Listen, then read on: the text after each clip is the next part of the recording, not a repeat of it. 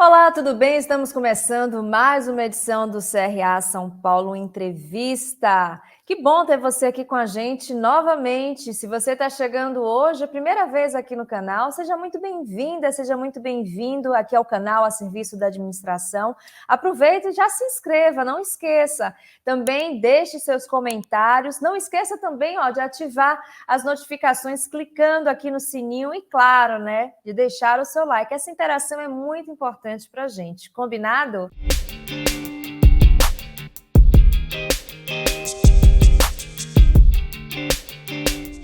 Hoje o nosso bate-papo é sobre responsabilidade socioambiental nas empresas. E a minha convidada é a administradora registrada aqui no Conselho Regional de Administração de São Paulo, Isabela Salton, diretora executiva de liderança e ESG na Nexus Ideias e Negócios, além de consultora e mentora. Tudo bem, Isabela? Olá, Maria Rita, a todos que estão nos assistindo, como estão? Muito obrigada. Muito feliz de estar aqui compartilhando um assunto que eu gosto tanto. Então, obrigada. Acho que vai ser uma conversa muito gostosa. Com certeza, tenho certeza disso. Bom, Isabela, para a gente começar, né, a nossa conversa, explica para a gente de fato, né, o que é que significa uma empresa ser responsável socioambientalmente. Eu acho que, antes de mais nada, Maria Rita, a gente precisa entender realmente em que contexto essa empresa está inserida. Ela precisa ter uma clareza muito grande do impacto que ela causa, né? Qual a sua responsabilidade, e aí sim ela poder dizer claramente como é que ela está realmente comprometida em relação às questões do meio ambiente e às questões relacionadas à comunidade do seu entorno, né? E quando a gente fala meio ambiente, não é só o verde, né? A gente tem sempre a impressão que meio ambiente é só o verde, mas qual é o meio ambiente também interno nessa empresa? Como é que ela olha seus colaboradores? Como é que ela olha seus parceiros? Como é que ela cuida de todas essas pessoas que fazem parte e que trabalham de uma maneira direta ou indireta da sua empresa, na sua comunidade? Então, entender realmente isso, né? Para ela ter responsabilidade socioambiental, ela precisa estar muito consciente e estar engajada em assumir esse compromisso. Eu vou revelar agora uma conversa de bastidor que eu tive com a Isabela quando a gente estava fechando essa entrevista, que ela ficou muito feliz quando soube a temática do nosso programa, porque seria mais uma oportunidade, né, de falar sobre gestão ambiental, responsabilidade socioambiental nas empresas para mais pessoas. Aí vem a minha pergunta, Isabela. Você acha que as empresas, principalmente aqui no Brasil, estão dando a devida importância que esse assunto pede? Como é que você está vendo isso? A gente tem que sempre procurar trabalhar com aquilo que a gente gosta, com aquilo que a gente acredita, com aquilo que a gente quer transformar, quer ajudar. Né? E no meu caso, é muito isso, né? A minha história ela vem de um começo que foi ligada antes da administração às questões das ciências biológicas. Eu me formei em biologia porque eu tinha um sonho de ser oceanógrafa, gostava muito de praia, gostava muito de natureza, gostava não, sempre gostei. E aí, por uma condição que a vida nos leva, né, eu acabei me tornando administradora. Eu migrei para a área da administração para ajudar a família num negócio próprio e simplesmente vi que não conseguiria fazer uma outra coisa. Então, juntar essas duas coisas, que é uma paixão, a natureza é uma paixão minha, e saber que hoje também é tão importante e tem como a gente poder traduzir isso em ações práticas e eficientes, isso me dá muita alegria realmente, ver que aquilo que a gente faz como administrador ajuda a trazer uma melhor condição de vida para as pessoas e para os lugares que a gente pode trabalhar em torno. Bacana. Bom, vou puxar agora, né, um pouco da sua experiência com os projetos que você teve e realiza ainda, né? Mas vamos lá um pouquinho mais para trás, os projetos que você realizou, né, no Vale do Rio Doce. Eu gostaria que você falasse um pouquinho sobre isso, como é que foi essa experiência de trabalhar, né, no Instituto Terra e também compartilhar essa experiência com o casal Sebastião e Lélia Salgado, né? Fala para a gente como é que começou esse trabalho, como é que isso tudo aconteceu na sua vida. Eu entendo que não existe acaso, né? Acho que a vida ela vai nos levando de certa maneira e vai nos conduzindo através das nossas escolhas, é óbvio, alguns momentos muito especiais. E como eu acabei de falar, a paixão inicial da minha vida sempre foi as ciências biológicas, a natureza. Eu tive o presente da vida de ter essa oportunidade de me tornar diretora executiva do Instituto Terra, em Aimorés, divisa, Minas Gerais, que é divisa com o Espírito Santo.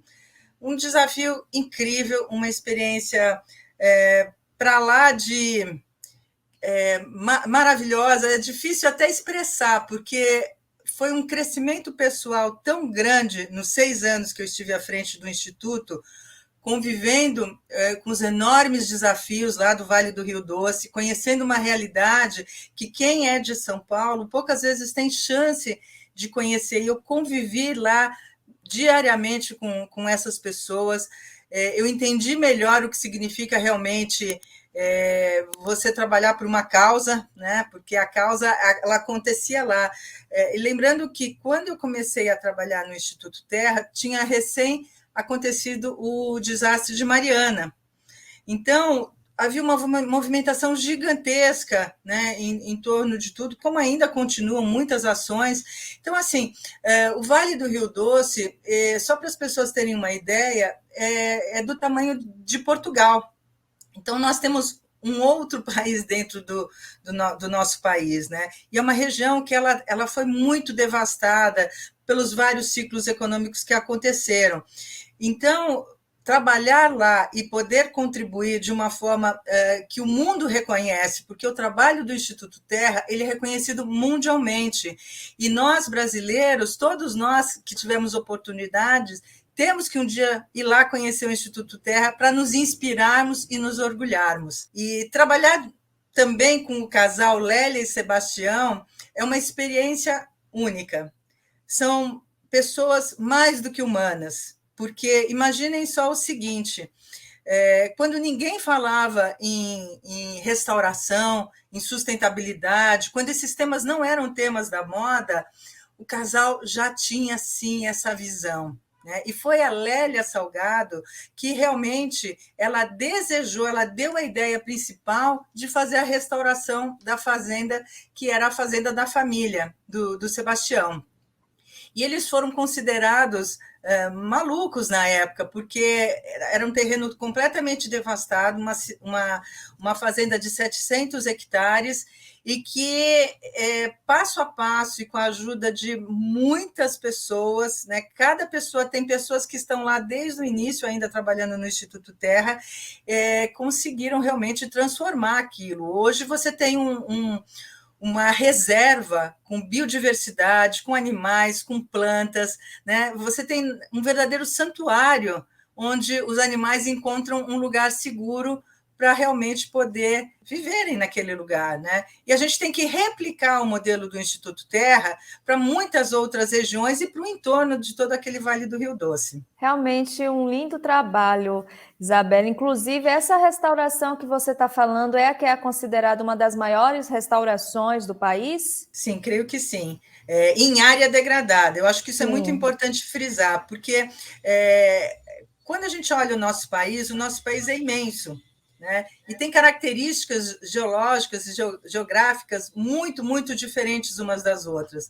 No caso do Vale do Rio Doce, como o próprio nome diz, é um vale. Então, você tem uma declividade, você tem muitos morros, você tem muita erosão, você tem uma situação de clima muito difícil, e isso, então, torna mais difícil a restauração. Então, se restaurar em áreas normais já é uma coisa difícil, restaurar no Vale do Rio Doce é coisa de maluco mesmo. Então, assim, são uns heróis mesmo brasileiros que a gente precisa se orgulhar. Eles e todas as pessoas, as equipes que lá estão, são pessoas especiais. Agora, mata uma curiosidade minha, que eu acredito que seja também um pouco da nossa audiência, né? Que a gente está aqui no nosso canal, mas também a gente está no podcast, no ADM Cast. A diferença, né, de restauração e de preservação ambiental. existe essa diferença, só que Existe. eu, na minha ignorância, não consigo explicar. Você consegue para a gente detalhar essas diferenças, por favor? Consigo. E é uma pergunta maravilhosa, porque eu acho que a partir desse entendimento, a gente consegue também desenvolver outros conceitos. Mas quando a gente fala em restaurar, o que é restaurar? É trazer de uma situação ruim para uma situação melhor, né? Então, uma área que estava degradada, nós vamos restaurar. Né? Então, trazer vegetações, trazer plantas nativas, isso é muito importante para não influenciar na ecologia e no meio ambiente daquela região. Procurar realmente trazer de volta as condições que um dia existiram naquele local. Agora, quando nós falamos em preservar, significa proteger, é cuidar, é não deixar que aquilo seja afetado. E aí, o que é a grande diferença? Para a gente restaurar, você vai precisar de 10, 20, 30 anos, muitas vezes. Quando você corta uma árvore, você corta essa árvore em 2 minutos hoje com os equipamentos, às vezes até menos. E essa árvore levou muitas vezes 30, 50, 100 anos. Ou seja, até a gente trazer de volta aquilo vai levar muito tempo. Então, a gente precisa é muito importante preservar as áreas que nós temos hoje, ainda que nos resta. O Brasil é uma riqueza em termos de meio ambiente, e recuperar e restaurar aquelas que um dia já foram degradadas. Bom, assim como o Instituto Terra, existem outras organizações civis sem fins lucrativos que precisam de apoio, né, de patrocínio, de parcerias para sobreviverem.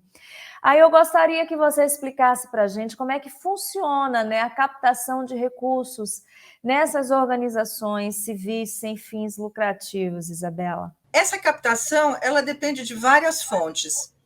Primeiro, de doações de pessoas físicas, né? Então, eu, como pessoa física, posso doar para qualquer instituição que eu acredite, que eu confie. Isso é muito importante. Tem que ter transparência, tem que ter a governança toda, para que a gente saiba que o dinheiro que você dá, né, que você doa, que eu acho que é o dinheiro mais importante, você doa um dinheiro com amor, que ele realmente chegue àquele objetivo que é desejado.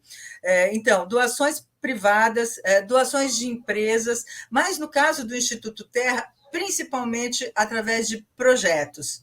Então, o Instituto Terra ele é muito conhecido pelos grandes projetos que desenvolve, e um dos projetos mais importantes que existem é o projeto de restauração de nascentes, porque a proposta que foi vista também, isso há mais de 10 anos, vamos recuperar todas as nascentes do Rio Doce. Isso é algo assim gigantesco, porque são mais de 300 mil nascentes.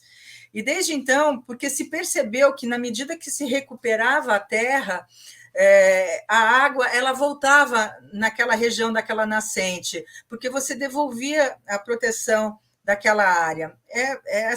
Isso seria um outro assunto que a gente poderia ficar conversando há muito tempo, mas de uma maneira muito reduzida. Então, neste projeto, várias empresas aportam dinheiro para que o Instituto possa fazer a recuperação dessas nascentes. E aí é um trabalho de formiguinha, porque a equipe técnica ela tem que ir porta a porta, ela tem que ir através dos seus grandes parceiros, que são os comitês de bacia, que são as prefeituras, que são os outros órgãos relacionados ao meio ambiente que possam existir naquele local, e vão lá juntos desenvolver projetos e ajudar aqueles pequenos produtores rurais. Então, as empresas podem ajudar e podem existir outras doações espontâneas, nacionais e internacionais. Atualmente, no Instituto Terra, foi criado também, há cerca de 2 anos, antes de eu me desligar, foi criada uma área de captação de recursos. Então, hoje existe uma pessoa que ela passa o seu tempo todo pensando em maneiras de conseguir conquistar e mostrar para o mundo a importância de participar de um projeto tão grandioso como o projeto do Instituto Terra. Aliás, eu recomendo que vocês visitem a página do Instituto.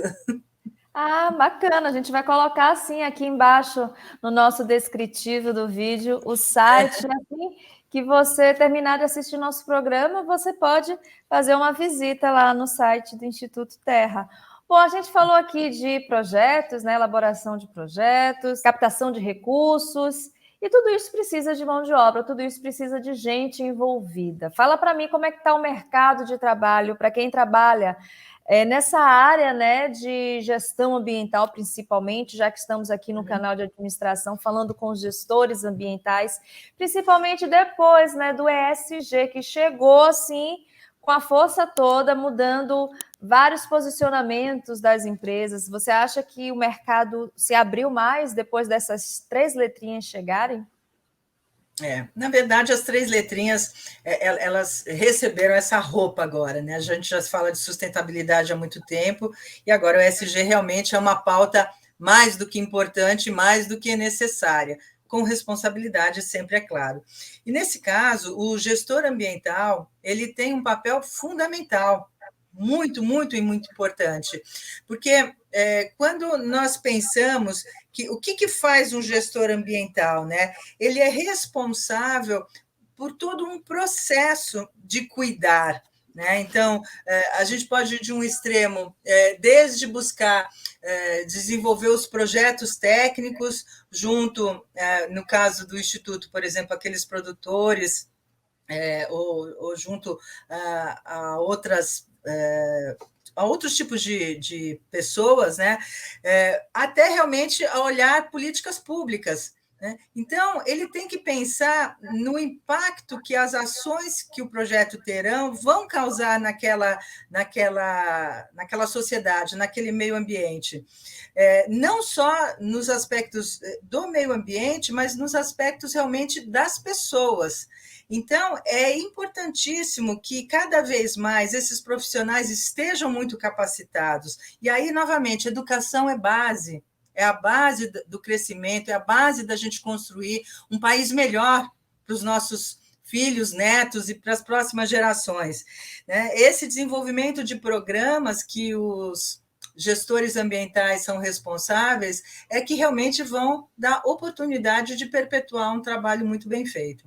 Agora eu quero, antes de continuar a nossa entrevista, eu quero só passar um recado para vocês. A gente está falando aqui de alguns conceitos. ESG é um desses que a gente acredita que você não pode ficar sem conhecer, né? Sem entender. Então, clica depois aqui no card, deixa a aba já aberta aí. A gente tem um programa especial, um conteúdo especial sobre essa temática, inclusive um dos vídeos mais assistidos aqui do canal, para você ficar por dentro, né? Você que ainda está começando, né, nesse processo de educação socioambiental, ESG, que a gente fala não só do meio ambiente, mas também tem um lado das organizações, né, e também do social.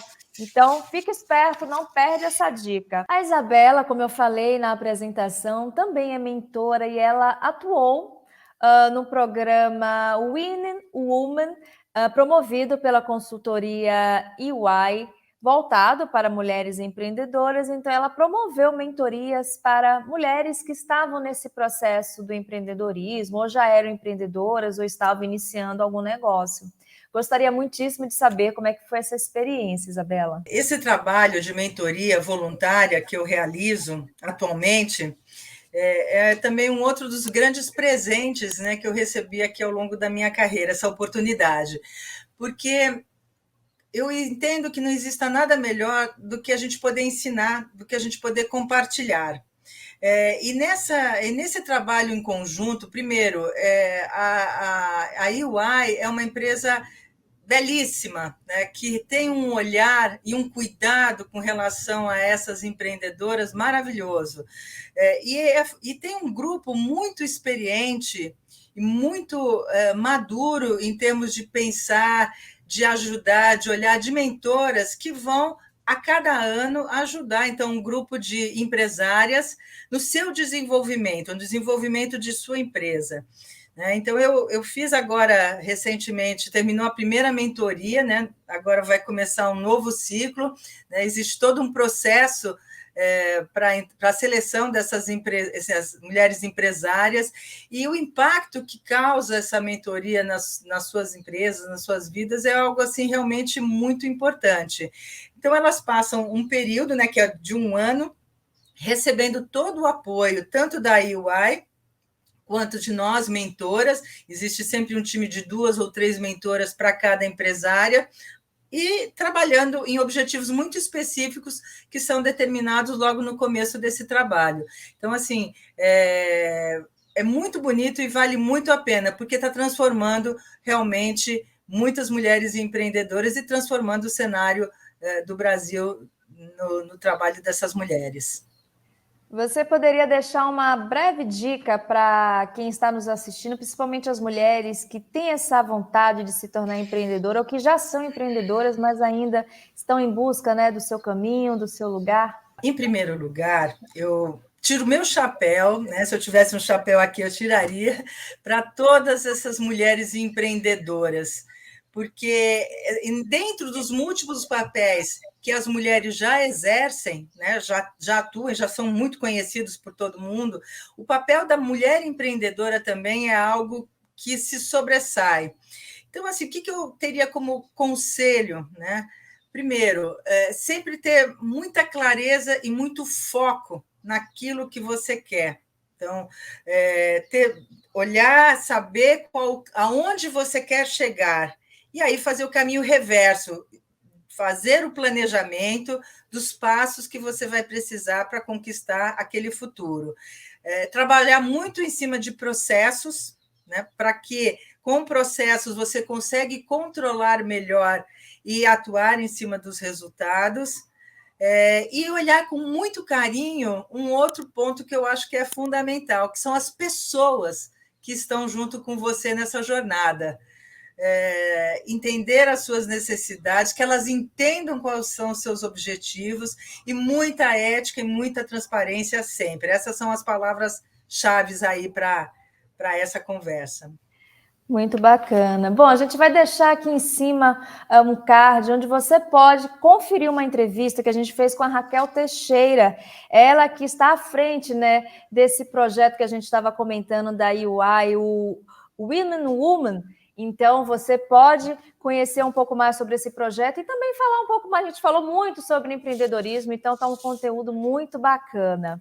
Vale muito a pena ouvir a Raquel, viu? A Raquel vale muito a pena ouvir essa entrevista da Raquel. A Raquel, ela é uma inspiração tanto para as empreendedoras quanto para as mentoras. Então, assim, não deixem de assistir, porque tem muito aprendizado aí à disposição.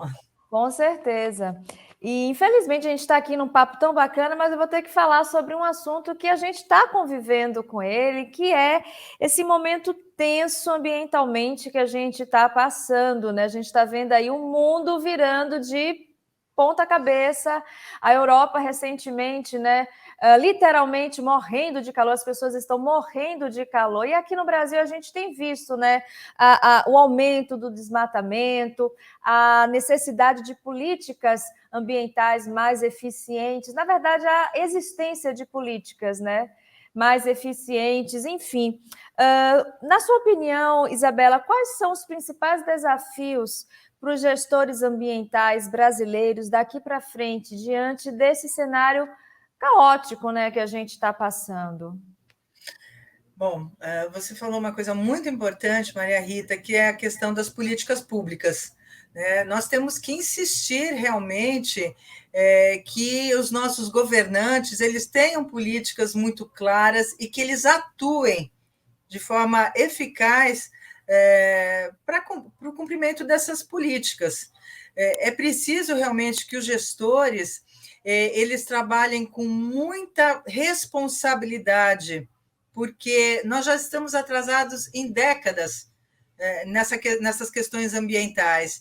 Então, não existe mais tempo para ficar errando, né? Porque, vocês vejam, nós temos, como você falou, essa crise na Europa, ela está sendo terrível. A gente vê todos os dias nos noticiários incêndios fenomenais que são incontroláveis, né? Então, é assim, é a terra pegando fogo, é a terra ficando seca, né, porque também está acabando a água, né, e nós precisamos ter muita responsabilidade e falar de consumo consciente, que também eu sei que é outra abordagem que vocês já fizeram e é muito importante cada vez mais a gente transmitir em todas as formas. Então, o papel do gestor ambiental também é muito importante de educador. Então, de ajudar a sua comunidade, as pessoas em volta, não só dos projetos, mas de todas as pessoas que eles puderem trabalhar, cada vez mais conscientizar em relação à responsabilidade de cada um. Porque sozinho eles não vão fazer nada, eles precisam realmente do apoio, da compreensão e da ajuda de todas as pessoas que estão envolvidas nessa cadeia. A gente não pode esquecer também que muito desse cenário de saúde pública que a gente está vivendo, essas epidemias que estão surgindo, Sim. também são reflexos desses distúrbios, né, ambientais que a gente está enfrentando. Totalmente. Uma coisa está interligada, são ecossistemas, né, Isabela? A gente não pode nunca esquecer disso, né, que nós fazemos parte desse ecossistema. Essa vamos dizer, visibilidade que o ESG agora recebe, e eu tenho me tornado cada vez mais envolvida com o tema, porque, como eu falei, é algo que eu gosto e que eu entendo que é mais do que necessário. Para mim, é muito um retorno do ser humano àquilo que ele deveria sempre ter sido. Então, vamos trabalhar as 3 letrinhas, né? O E do environmental, do ambiente, significa a gente ter respeito com o ambiente.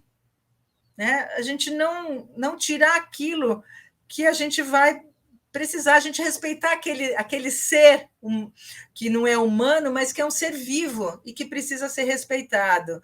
O S do social, de novo, é a gente respeitar todas as pessoas, independente da sua cor, do seu credo, das suas opções. Então, respeito ele tem que estar em todos os parâmetros da nossa vida. E o G que vem a governança é a ética. É a gente trabalhar de forma correta. Então, se o ser humano trabalhar com esses princípios dentro de tudo que faz, não só na sua casa, na sua profissão, na sua vida, na sua empresa, eu tenho certeza que a gente vai ter um país melhor. Nós vamos ter uma vida melhor.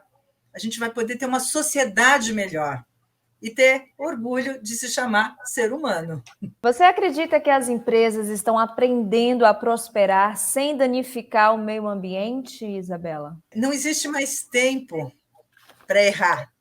Então, assim, ou se aprende realmente a fazer a coisa como deve ser feita, e eu vejo que tem muitos belíssimos exemplos de empresas grandes que estão muito envolvidas e pequenas que, na medida daquilo que é possível, porque não existe o não posso fazer porque eu não sou grande.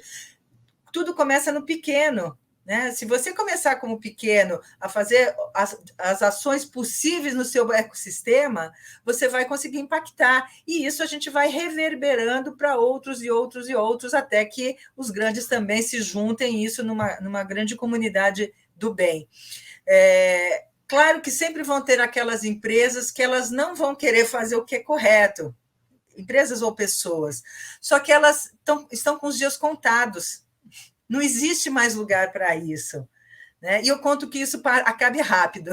Então, aqueles que não estiverem realmente envolvidos, imbuídos, de trabalhar com as melhores práticas, né, que tenham vida curta. Eu vou tornar a trazer aqui uma dica de um programa, mas, claro, contextualizando com o nosso tema. A gente recentemente gravou, Isabela, com o presidente do The Good Food Institute Brasil, o Gus Guadagnini, um programa sobre a indústria plant-based, porque a gente tem visto esse mercado crescer cada vez mais. São essas comidas, gente, que não são feitas com proteína animal. E a gente tem reparado que esse movimento está indo para outros setores, cada vez mais produtos orgânicos, produtos sustentáveis. Aí eu gostaria, vestuário também, né, produtos de higiene, todos voltados para essa linha da sustentabilidade. Aí eu gostaria de saber se, na sua opinião, Isabela, você acha que essa preocupação com a sustentabilidade está chegando nas florestas, nos rios, nos mares, ou seja, as empresas que fazem parte, né, desse sistema, se elas estão, sim, se preocupando com a sustentabilidade. Como é que você está vendo esse cenário? Eu acredito que sim, Maria Rita, porque, como eu já falei em outros momentos, é mais do que urgente, porque aquele que destrói hoje não vai ter o amanhã. Então, é muito importante que esse conceito, né, que você citou, esteja expandido. E tem um outro ponto também que nós acabamos de falar, as questões das mudanças climáticas, elas estão assim de uma maneira muito rápidas. Coisas que eram previstas, situações que eram previstas para acontecer em 2050, já estão acontecendo agora em 2022. Rios secando, rios que eram intermitentes e que agora já não correm mais. Então, assim, é necessário e urgente. Então, não dá para ser diferente. Agora, tem um outro ponto que eu acabei não comentando quando eu falei do Instituto Terra, e que eu acho tão importante que eu gostaria de comentar ainda. Que eu falei do projeto de restauração ambiental, eu falei do projeto de recuperação de nascentes, mas eu deixei de falar de um dos projetos que eu também tenho tem um valor gigantesco, que é o projeto de educação. E aí é o grande motriz da mudança das próximas gerações, é a educação. Lá dentro do Instituto existe, então, um programa de formação de jovens filhos de proprietários rurais, que eles são acolhidos no Instituto Terra, existe todo um procedimento, é claro, eles passam um ano aprendendo todas as técnicas que existem, e eles depois estão aptos a trabalharem nas ações voltadas ao meio ambiente. Alguns depois continuam seus estudos, se tornam gestores ambientais, assumem cargos em empresas, assumem cargos em diversos setores voltados ao meio ambiente. Então, eu ressalto de novo, quem gosta e quem quer fazer um mundo diferente não pode deixar de se envolver com a educação e com a transformação. E esse programa realmente é um programa que já formou quase 100 jovens ao longo desses tempos, chama NEREA, Núcleo de Estudos em Restauração Ecossistêmica, e é um trabalho inédito, porque ele é feito na prática. Então, os jovens ficam lá morando, e é muito transformador. Eu tive a oportunidade de acompanhar várias turmas, e aquele jovem que chega, muitas vezes, que nunca tinha tido nem a oportunidade de sair lá da propriedade da sua família, que são filhos da região, eles descobrem um mundo com porteiras enormes, e se tornam realmente agentes que vão fazer toda a diferença lá na frente. Se tornam multiplicadores, né? Na Sem verdade, dúvida. acabam se tornando multiplicadores. Boa iniciativa, excelente iniciativa do É muito Instituto bonito. Terra. Bom, Isabela, infelizmente a gente está chegando ao final do nosso programa. Eu gostaria de pedir, né, uma dica de leitura. Eu falo uma dica, mas podem ser quantas você quiser sobre a nossa temática ou outro assunto, outro tema que você acha importante, interessante compartilhar com a gente. Hoje existem, enfim, é muito fácil você encontrar literaturas. Hoje tem uma facilidade enorme através da internet, mas assim, o tema ESG eu gosto muito. Existem vários livros publicados pelo Ricardo Voltolini. Inclusive, eu vou mostrar um que ele lançou recentemente. Eu não ganho nada em fazer propaganda, mas eu acho que isso, para quem está começando, é muito bacana. Vamos falar de ESG. E aí tem várias conversas, vários exemplos. É muito uma leitura fácil para quem quer começar e muito inspiradora também. Tem aí a inteligência ecológica do Daniel Goleman, tem o livro do Capitalismo Consciente, do Thomas X. Smith também. Então, assim, vai muito de que tipo de leitura que esse leitor quer encontrar, mas, assim, não deixe de ler. E eu acho que é legal também procurar várias fontes para poder depois questionar o que está sendo lá conhecido naquele momento. Isso mesmo. Bom, eu quero te agradecer não só pelas dicas, mas também por estar aqui com a gente nesse bate-papo.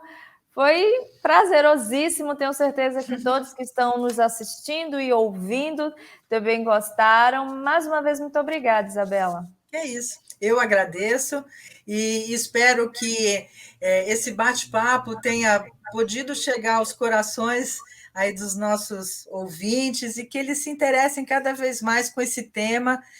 E essa parte de gestão ambiental, ela tem muitas nuances. Então, assim, na verdade, você se tornar um gestor ambiental significa você realmente olhar com muita responsabilidade as várias etapas do desenvolvimento deste processo de conservação, de construção de um mundo melhor. Então, assim, vão por este caminho, que é um caminho que vai trazer muito sucesso e muita alegria. Se quiser continuar te acompanhando depois aqui do programa, como é que faz? Por onde te achar? Bom, no LinkedIn, né, bastante fácil me encontrar, Isabela Salton, ou através do meu e-mail, isabela.salton@gmail.com. Fiquem à vontade, vai ser um prazer se eu puder colaborar. Muito obrigada e muito obrigada a vocês que ficaram conosco em mais uma edição do CRA São Paulo Entrevista. Eu tenho certeza que vocês gostaram. Escrevam aqui nos comentários o que vocês acharam. Deixem sugestões também de novos convidados, de outros temas, né, para a gente trazer aqui para o programa. Se você ainda não é inscrito no canal, aproveita, se inscreva agora antes da gente encerrar aqui esse bate-papo. Não esqueça de ativar as notificações no sininho aqui embaixo, de deixar o seu like, de nos seguir nas redes sociais do CRA São Paulo, tá bom? Eu espero vocês na próxima edição do CRA São Paulo Entrevista. Tchau, tchau. É uma filosofia que, quando a gente entende, a gente deixa de ser um capitalista consciente, inconsciente, e passa a viver isso de uma forma mais intencionada. E isso também tem um grande benefício de gerar resultados extraordinários, como a gente vai ver durante a nossa conversa hoje.